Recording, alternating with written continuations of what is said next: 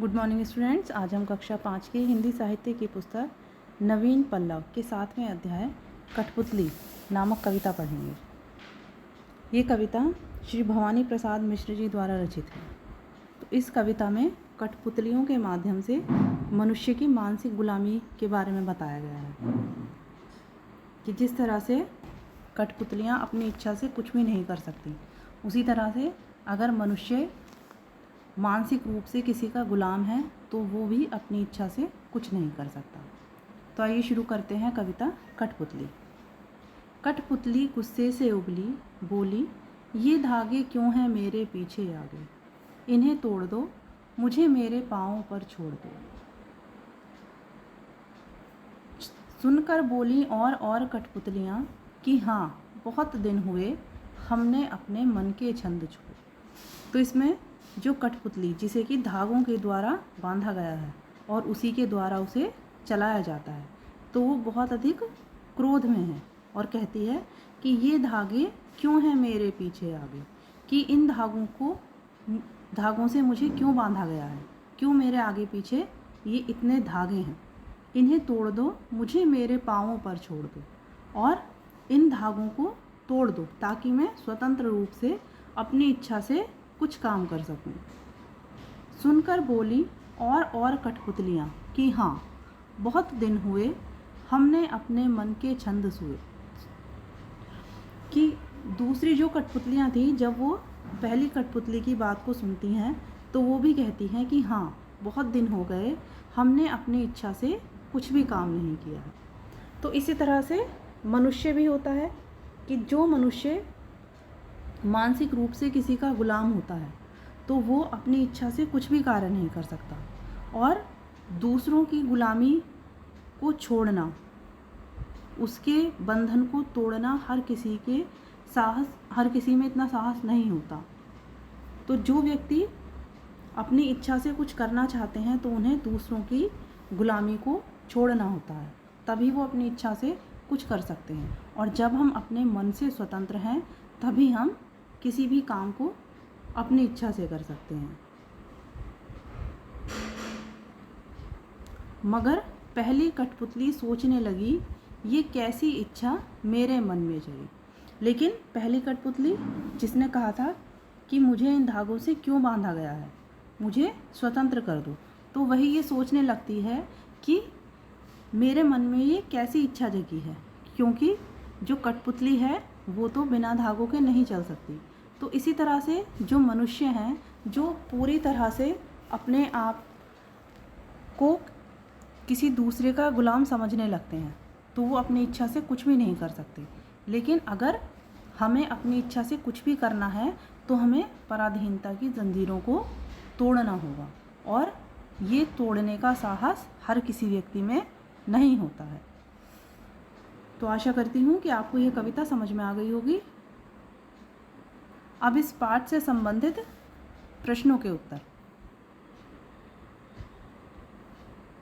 सबसे पहले लिखित प्रश्न, कठपुतली को क्यों गुस्सा आया?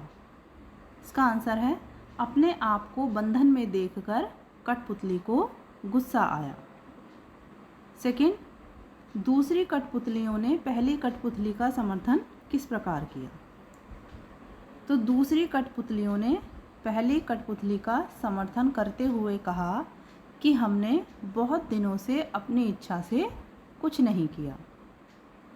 नेक्स्ट, अंत में पहली कठपुतली क्या सोचने लगी?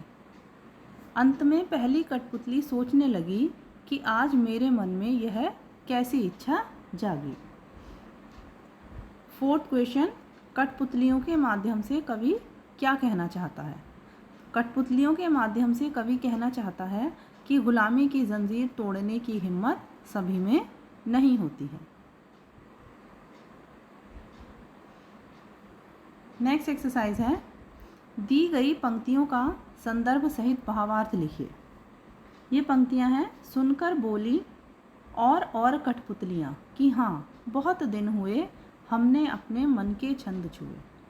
तो इसका संदर्भ है कि प्रस्तुत पंक्तियाँ हमारी पाठ्यपुस्तक नवीन पल्लव के कठपुतली नामक कविता से ली गई हैं। इसके रचयिता श्री भवानी प्रसाद मिश्र जी हैं। अब इसका भावार्थ। प्रस्तुत पंक्तियों में कवि मनुष्य की मानसिक गुलामी को कठपुतलियों के माध्यम से समझाते हुए कहते हैं कि कठपुतलियाँ स्वयं को धागों से बंधा हुआ देखकर चाहती हैं कि वे स्वतंत्र हो जाएं। वे अपनी इच्छा अनुसार कार्यों को करें, क्योंकि उन्होंने बहुत दिनों से अपने मन से कोई भी कार्य नहीं किया है। नेक्स्ट एक्सरसाइज, व्याकरण बोध। इसमें पहला प्रश्न है, मन से बने निम्न मुहावरों को उनके अर्थों से मिलाइए। तो पहला मुहावरा है मन उखड़ना। इसका अर्थ है कहीं मन न लगना, कहीं मन न लगना। मन का मैला धोखेबाज, मन की मन में रहना। इसका आंसर है इच्छा पूरी न होना। मन मैला होना, दुखी होना, मन हरा करना, प्रसन्न करना।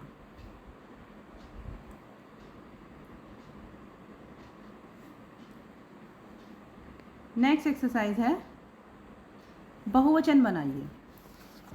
तो कठपुतली का बहुवचन होगा कठपुतलियाँ, धागा धागे, पाँव का पाँव ही होगा, इच्छा इच्छाएं।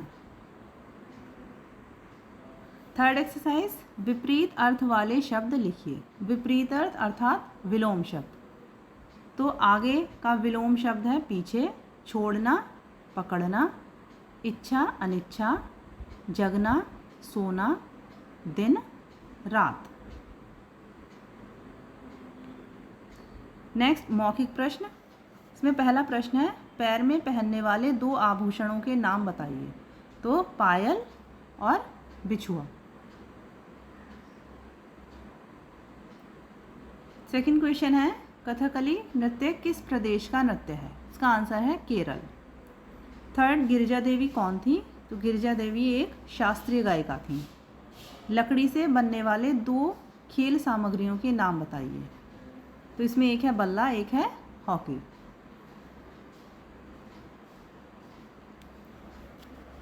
नेक्स्ट है खेल खेल में।